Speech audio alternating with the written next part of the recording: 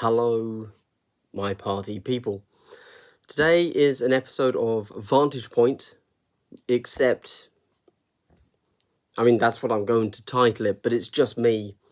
So is it really Vantage Point? I don't know. I am going to be talking about Kill Team, not my channel though, so it's not a channel update, so it's Vantage Point, I guess. So what do I want to talk about today on Vantage Point? That is a good question, thank you for asking. I have a lot of ideas coming up for videos that I want to do, but I'm not yet ready to do those videos. Couple of reasons. Firstly, oddly, I have decided that going forwards in my channel... Wait, I said I'm not going to talk about my channel. Right. I'm going to do things a bit differently. Let's not talk about that. Let's talk about the Compendium. Do I have it? As a visual reference, this is audio, don't watch this, listen to it, there you go. I want to talk about the Compendium, so for a long time, and how to teach people the game. This is actually a script that I have had written for, like, months, like, since the very first week that Octarius released. I've had this video written, I just haven't done it, because I was like, this is such a boring video, who cares? But, for a long time, I thought that the Compendium was the way to begin the game, right? Specifically elite teams, and I still pretty much agree with that. But the Compendium, like with new people getting into the game, should they buy the Compendium first? Is that necessary? Or should they just buy whatever the starter edition will be, which is basically Octarius without the big buildings, right? And so what I've been thinking for a long time is, honestly, you don't need that starter edition. You need the Compendium. I would say the Compendium is more important than the starter edition. But recently, my thoughts have changed. Now, there are a few things to that at some point I'm going to formulate into a real video of 8 minutes and then cut all of this waffle out. But something that I think is that if you want to start someone playing the game, you want them to be doing an elite team, so they can just roll some dice, essentially. Like, you don't even need objectives. You can just roll some dice. You certainly don't need abilities. You hardly need ploys, etc. You're genuinely just rolling dice, seeing what happens. And at the moment, for example, they're all behind me, it doesn't matter. When it comes to what's a good team for a beginner to play, I genuinely think that Marines are the way to go. I mean, look at this bad boy here. You've already seen it, but like, this is it going to focus? Do I even want it to focus? I don't really know. But like, I'm putting all of my chapter masters onto 32 mils in the hope that they become relevant somehow, although that's another video to be discussed there. and I think that Marines are a brilliant place for people to start learning the game. Okay, Marines aren't good in Kill Team, right? They're there. We're not really sure why, but they are there. Is that enough? Yeah, anyway, let's not dwell. They're definitely one of the weaker factions, the Marines, and I think that elite factions in general, like once you get to the, ignoring Custodes when they had that broken strat ploy, elite factions were they don't have the chops to take on at the higher tiers of play skill. They don't have the chops to take on a more numerous faction. I do believe, from what we've seen so far, that, like, the more models you have, the stronger you are, generally. That does seem to be the case. Obviously, it doesn't always hold true, and I'm really thinking about the extremes. I'm thinking 14 models versus 5, right? That's a bit of a challenge. As long as the players are of similar skill, I do believe that there's really not much at all that the guy with 5 models can do. There are things, I'm not saying it's going to be a complete whitewash, but yeah, whoever has more models probably going to win. Obviously, once you then get down to like things like 6 models versus 8 models, well, that's a different thing, right? And then it's all about just how finely tuned were things, and you might get down to balance, and how do the dice go. Like, you can definitely get more to that granular level the closer the numbers become. But when you're 5 versus 14, I'm pretty much betting on the 14 models every time, I suppose. Not because they're more killy, not because they can kill those 5 models, just because they have enough to tie them up for 4 turns, typically. Wow, I got way off track. Let's have a sip of my tea. Delightful. So, when it comes to the Compendium, something that I believed was Marines are the way to learn the game. I believe that because they are elite and because they basically don't have special rules. And that stays true for all of the Compendium teams. If you're lucky, you have a guy that basically acts as a comms. If maybe you have a banner, and that's it. That's every Compendium team. You've got a data sheet. You might have a comms. You might have a banner. That's it. They're all basically the same. And the reason that's good is because certainly for me, as I was coming into Kill Team, I was overwhelmed. It was just too much, to be honest with you. I didn't know what to do. It was like, oh my god, there's so much to learn. You have to learn an entirely new system that's not based off of anything else. You have to learn new data sheets. You have to learn the line of sight rules, which still to this day, everybody questions. Like, it's insane. There are just constant questions about the line of sights and how does it work, and how does cover work, how does all of this interact. I can now say I know, which is like, yes, I'm there, but I know now. But what's it been? 2 months? 3 months? Has it been 3 months? 2.5 months, I'm going to say. 2 months. Yeah, let's say it's been a 2.5 months since Octarius release. It took me that long to learn line of sight rules to the point that I can confidently say, this is why it works that way. Or I can point to the rulebook and say, I know it's complicated, but if you read this like 10 times, you will figure it out, because it is there. And I might have to point to the FAQ and say, look, they explain exactly what they mean a little bit more here. But I now know, I get it. So that's cool. That's a long time. And I think one of the big issues that, okay, guys, I'm rambling, screw it. But like, I think one of the really big issues with the line of sight, it's a little bit feel bad. Or it can definitely come across that way. I think there should be 2 levels of rules when it comes to line of sight, but I totally get why there aren't. But it's such a thing. So I think that there should be a beginner version, like, hey, play this for your first 10 games so that you understand the basic mechanics, then change up to the advanced line of sight. I get why they didn't do that, but it should be what everybody kind of originally thought it was. If your base is within 1 inch of terrain, then you gain the benefit of whatever that terrain's benefit is, right? So if you're within 1 inch of anything that gives you light cover, you gain the benefit of light cover. Learn the game that way. Then, once you know what's happening in the rest of the game, swap to the real line of sight rules, which change. And the reason I say that is because I think you get the game, forget the data sheets, forget the abilities. Yes, they are important. Yes, they come into play. But the game ultimately is all about, how can I put this? To be polite, flanking your opponent. That is the entire game. The reason that is the entire game is because when your opponent positions themselves well and on the correct order, they cannot be shot. If you cannot shoot them, that means you can't kill them. That means they're going to win. Essentially, like really boiling it down to its absolute, basics there.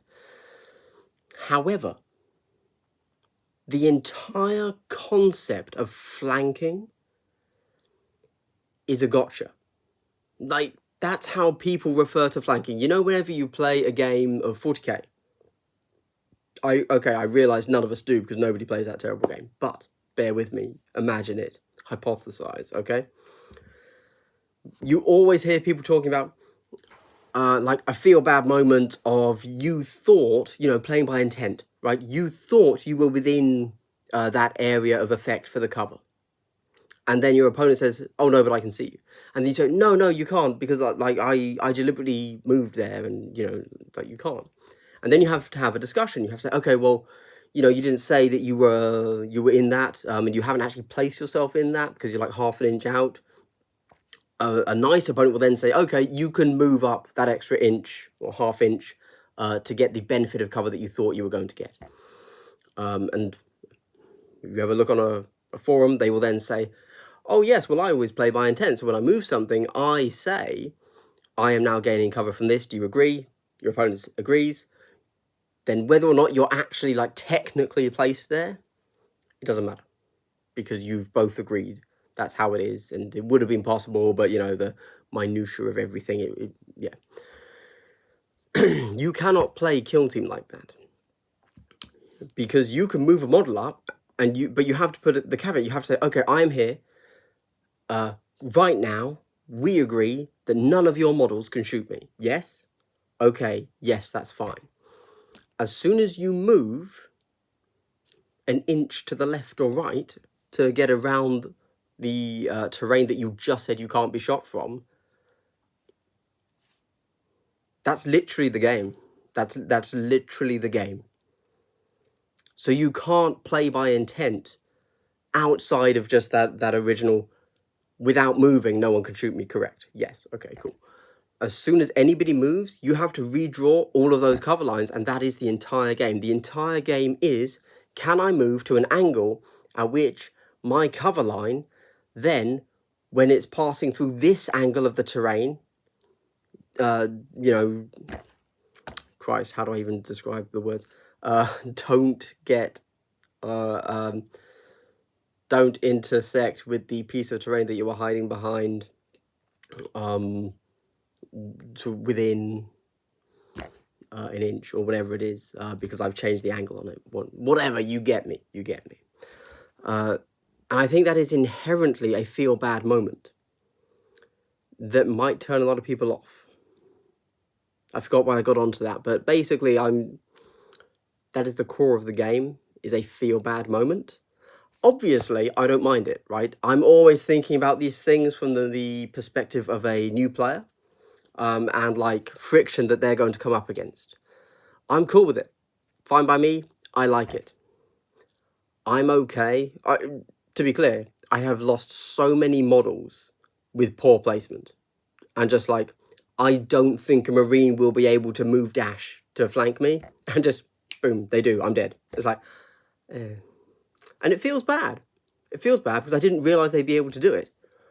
But at the same time, that's the game. If I don't like that, if I don't like the fact that I get punished for poor placement, then I don't like the game, because that is the game.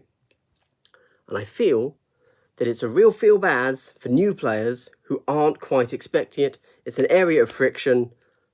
There you go. All right, I'm going to have to cut, because otherwise... No, I'm not going to cut. Screw it. I'm going to keep on trucking with some tea. Basically, the iPhone has a thing where if you record over, I think it's 15 minutes, it becomes like you can't transport the file off of the phone using a wire. You have to upload it to the cloud and then download it from the cloud if I want to touch it again. It's bizarre. Anyway. Okay, so I got way off on a tangent there. Compendium. That's what I'm trying to talk about. So... Marines, Compendium, good way to learn the game. Yes. Do you need to buy the Compendium now? I would say, obviously, the fact I'm even thinking about this and making a video is no, I don't think you need to buy the Compendium. That's obvious. But I'm more just thinking, like, not that you don't need to buy the Compendium. I am more thinking, if you really like a faction and those rules are in the Compendium, then obviously you need to buy the Compendium. right? But I'm just thinking for someone that has a generic interest in the game, generally wants to play, what do? Right? Like, they don't necessarily want any of the factions from the Compendium, but even though I say those are the factions you should learn the game with, right? And that's what I would have said. I would have recommended everybody buys the Compendium. Forget Octarius, forget Chalnath. Those teams are too complicated to start the game with. Do not do that. But now that I've learned the game, now that I get it, right? I would actually say, and I'm glad that I have waited this long to put out your first 4 or 5 games, like how to learn the game, your first 4 games. Because I have changed my mind, and I think that the new thing that I think is a better way to learn the game. My old advice would have been very simply, pick a Marine Fire team, play it. That's it. There you go. Pick whichever one you think looks cool. I would recommend Infiltrators, or Incursors, or whatever. Probably Incursors, I think.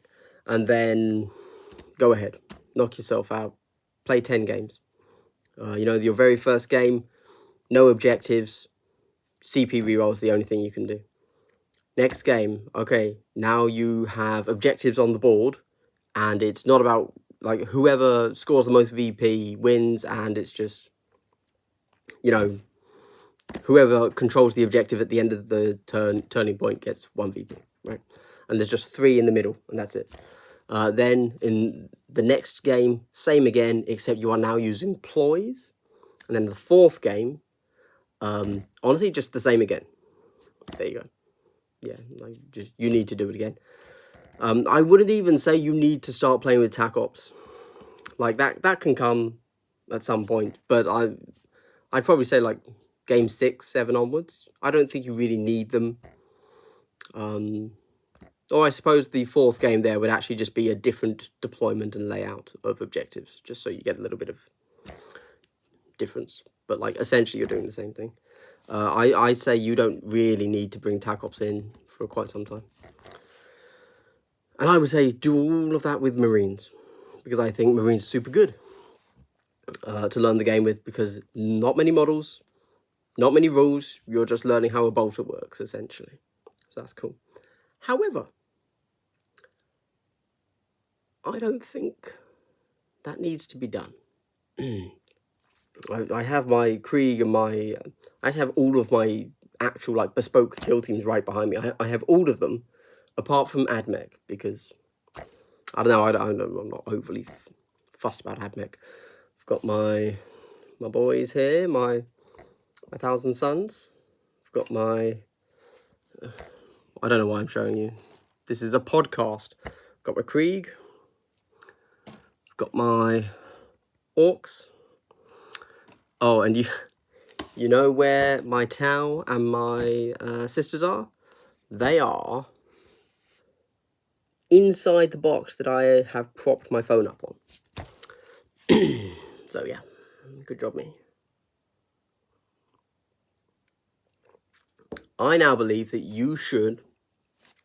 So I still think that is the correct way to learn the game. You want to play a small number of models. Learn the game. I hope I said learn the game. You want to play a small number of models, and you want to have not many rules, and just kind of slowly layer new things in. Cool. So again, this is assuming that you are completely faction agnostic. You don't really care who or what you play. If you have a faction you want to play them, obviously. However, just custom the rules, right? You don't need to play Space Marines. You can play Orc Commandos. Just take 5 models. You can play Krieg.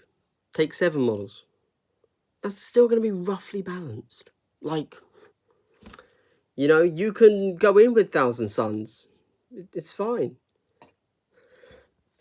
Because the big issue there for me is that I genuinely think that the elite small model count size is something that is imperative to learning the game.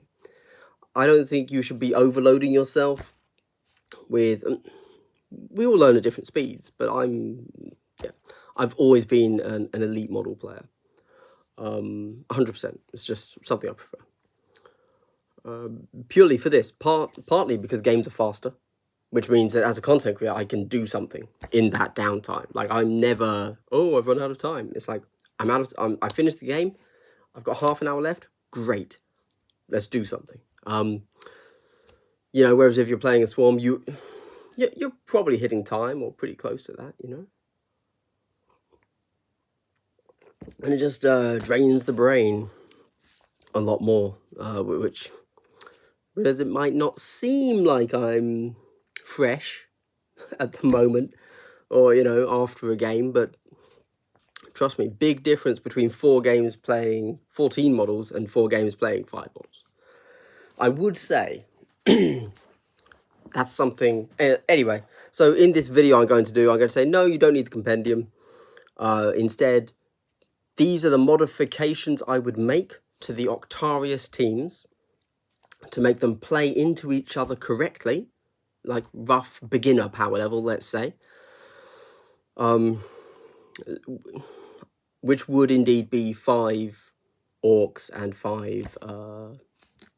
7, 8 Krieg, whatever. And then just the simple aspect of forget the datasheet.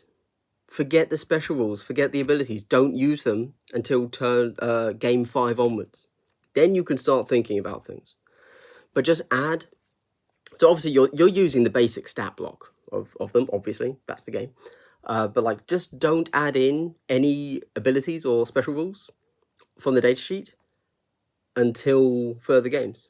And then suddenly, I mean, in that way, you can take those orcs, and then not only are they, as we know, the commandos, sorry, a very strong team that you are going to be able to buy from the starter kit, which is probably a good thing, therefore. And they're fully fleshed out commandos as opposed to greenskins, if that's something you really wanted to play. So they obviously have legs. Not only are they all of that, but they can expand. Marines, as they sit right now, are kind of low tier, you know, which they seem to be capped at the moment. Like, there are placements in tournaments they're not going to reach, right? You know. So kind of low tier in that regard. And there's no real room for expansion outside of just getting more fire teams, but still being kind of limited because none of their fire teams are particularly amazing. But if you've got those orcs and you just downscale, then scaling up is easy. You want to start playing with more models? Okay, great. Game 5, play with all 10 models. Still no special rules. Game 6, add in just the comms guy and the leader's special rules. Game 7, add in Sniper Boy and Dagger Boy, right? Like, you could just layer in rules until eventually, like 10 games in, you're playing the full rules, but you've taken every single step with that team. Whereas if you were playing Marines, you're just playing the game again and again, like once you're game 4 onwards, like, because there's nothing else to add in. And I think that in general, I mean, obviously this is pure speculation, but like, I don't know, I just don't see the compendium hanging around for much longer, you know? Like, again, this is another video that I can't figure out how to make, but I'm at such a hobby standstill because I have the teams I need. I have the Commandos, the Krieg, I have the Thousand Sons, I have the Tau, I have the Sisters. Like, I don't care about AdMech. At the moment, maybe I will at some point, but that's more than enough for, like, what's that, 5? Yeah, that's 5 armies. Imagine if I had 5 fully painted, fully ready to go, options I can swap in and out, 40k armies. Maybe some people do. That seems insane to me. I just can't hobby that much. But like, that's what I have, but for Kill Team, right? And I know that the pace, which is, what is it? So we're getting a box set and a White Dwarf every 3 months. Maybe we're getting 2, 3 White Dwarfs. We don't really know what the schedule is there, but let's say it's a minimum of 3 teams every 3 months. Even I can do 10 models a month. So I know that every time a new box is released, I'm going to make those 10, 20 models. And like, that's great. I'm loving it. This is really good. You know, I know that in a year's time or whatever, I am going to have every faction that I could possibly want. And you know, yeah, that's something that is pretty cool. But it does mean, because I don't believe the Compendium's going to be around much longer, there's no point in me building anything from the Compendium. Which means, what do I do for hobby? My hobby, oddly, is gone because I have the bespoke teams. They're done. I mean, okay, like technically, I think I need to make 2 more Sister Novitiates. I could do another like few Commando boys if I wanted to swap them in instead of one of the specialists. I could do a few extra gunner options for my Krieg. Actually, I probably should do that, to be fair. Like, I should at least build a melter. And like 2 normal troopers in case I want to throw them in. Oh, and sorry, for the ancillary support as well. So I still need to do like 6 models for my Krieg, but I'm probably not going to. So like, but like if I decided, okay, I really want to do the Krieg, I could do that. I could get that done in a weekend.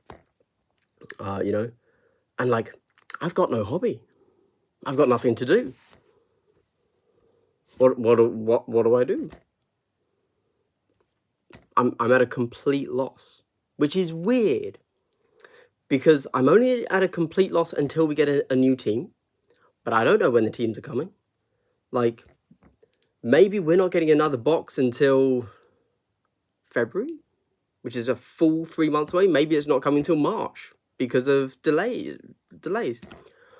I can't sit around and do nothing for 4 months. What do? I don't know. Because hobby is such an important, even for me that hates it, hobby is such an important part of the hobby, using it the same word in a different way there, that to not have it as something that I need to do, I'm at a loss for what to do. Arguably, I should just go and play the game. Yes, true. But that's not what happens, because that involves other people. That involves me having to go out. That's a different scale of thing. I can always do some hobby, which is why, despite the fact that I kind of hate it, I do it, because it's just me being alone and doing things. And I can schedule that. I don't have to worry about anybody else, etc. But I have no hobby to do.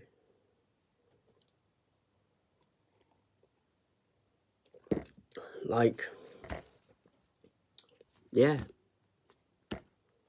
And I don't know what to do. Odd as it might sound,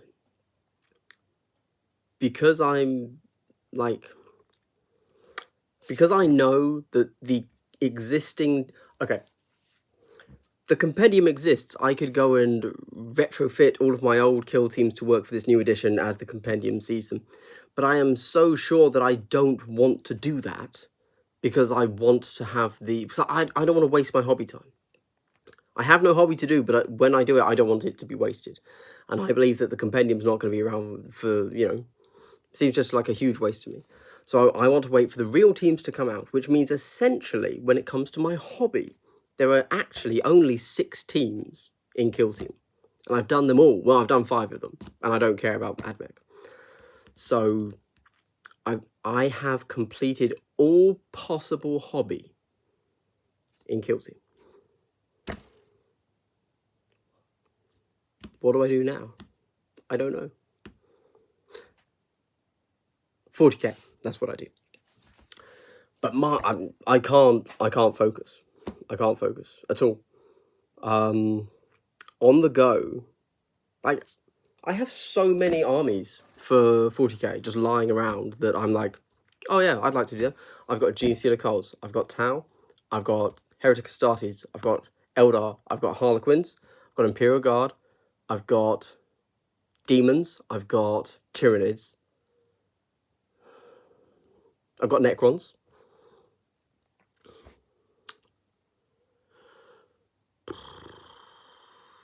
I said Imperial Guard, right? Oh, Space Marines. Space Marines.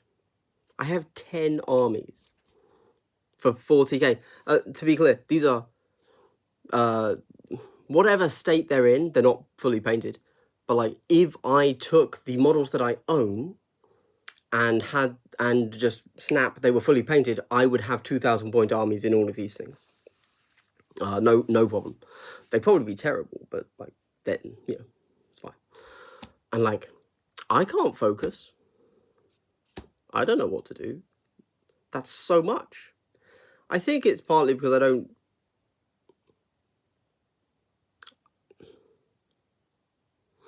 40k has always been an aspirational thing for me. I don't think I actually, like, very genuinely, I don't think I also have Drukhari and I have Orcs. And Imperial Knights. And Custodes.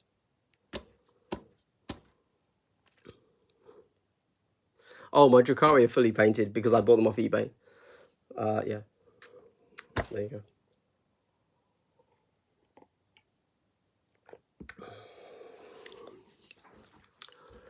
I do a lot of depression buying, in case you're wondering how that's possible. Yeah.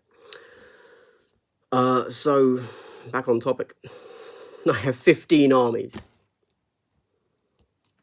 I should really sell a lot of my shit, shouldn't I? Yeah. Anyway. I got sidetracked there with depression. My bad. What was I saying? But I don't know what I want to do with them, basically. I don't know. And then there's this other thing. So actually, for example, there's a really good way of viewing this is with my sister Novitiates. Novitiates? Who knows? Novitiates. I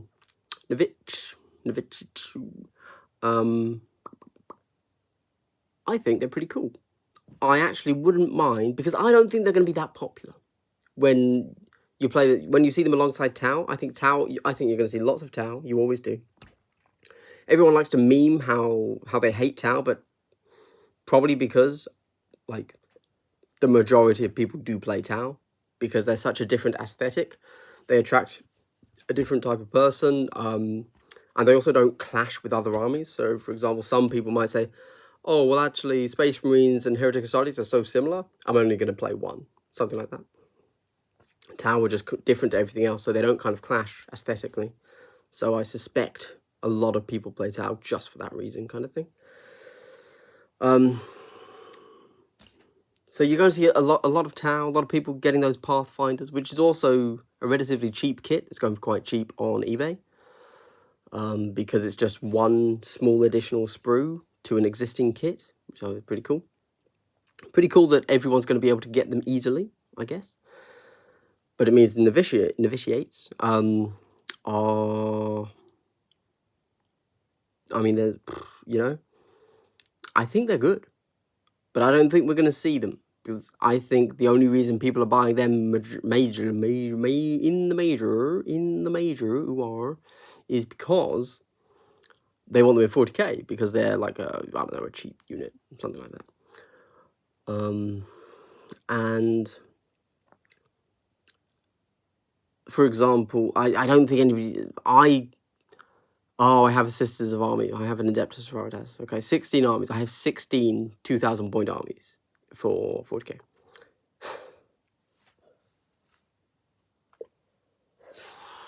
I'm not editing my minor fit of depression there out. So there we go. Jesus Christ. There are factions that I would quite like to play, probably. Let's take these Sister Novitiates. That's what I'm talking about. Yes, thank you, Andy. But they're not popular. So if I do a battle report, if I start to main Sister Novitiates, a lot of people just aren't interested in them. It's just like, nope. I'm watching a battle report because I am interested in one of the two factions, and if I'm always playing a faction that is incredibly unpopular, Nobody's going to, like, a potential half of the audience is lost. So yeah. And I always think about things in terms of content I can produce and create, because that's a huge part of my hobby at this point. It's actually a very similar thing for Chaos Demons. Right now, I would actually really like to play Chaos Demons in 40k, because I like the all-white scheme that I've got for them. It's relatively quick to do. I love the big models that I've in that scheme as well. I think they look awesome. But they're not a popular army. People don't like watching Chaos Demon fights. Yeah. So that genuinely drastically reduces my interest in Chaos Demons, because I know that even if I went crazy with them and I had an amazing looking army, like super unique and stuff, it's like most people, when they go to look for a battle report, if they see the army they have searched for versus Chaos Demons, they're just like, okay. Same for knights, actually. I went out and got it. It's 6 armigers, and it's 2 big knights. I haven't checked the points recently. I know they just changed them. I don't know what they changed. You know, a Castellan and the character guy. I can't remember his name.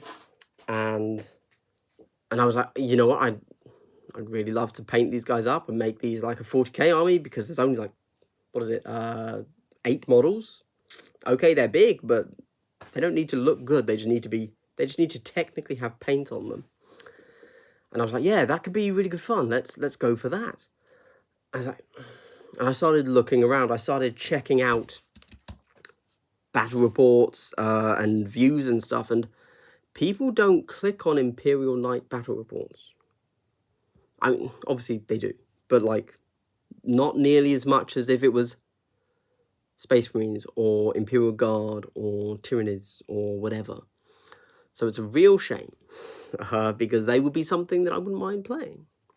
Obviously, when a codex drops, the battle reports for that week are an anomaly, and normally will stand out quite heavily compared to that army's average performance.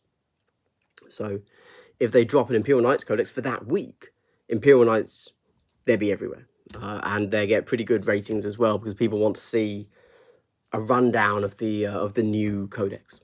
But outside of that, Imperial Knights, Chaos Knights don't get clicks. Chaos of Demons of Chaos? Chaos Demons also do not get clicks, which is a real shame, and like actively makes me stop wanting to make them. And then I have to think, well, why am I doing it? Am I doing it just to get clicks? No, I'm not doing it just to get clicks, but I would like some clicks. I wouldn't, like, if somebody sat down and said, Andy, I'm talking about my channel, aren't I? Chaos Demons. I also think Chaos Demons are pretty good in Kill Team. So that's actually a really nice tie-in, that they could be both a Kill Team and a full-size 40k thing.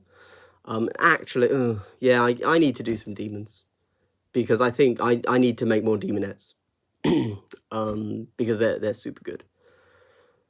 I've got the bloodletters. I need to do like 3 more pink horrors, and then I need to do a bunch of demonettes. So that is actually my next hobby thing.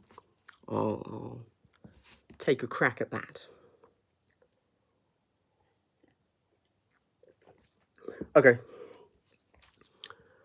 So I don't know, I just kind of rambled there for a while, didn't I? This wasn't really a Vantage Point episode, but it's gonna be a cool one anyway, because it's my channel. I can do whatever I want, I guess. Doesn't mean anybody's gonna watch it. But yes, demons. Yes. Demons. Okay, well, thanks for listening. Hope you didn't watch. This has been super awkward. What is this shirt? This shirt looks... Thanks for watching, everybody.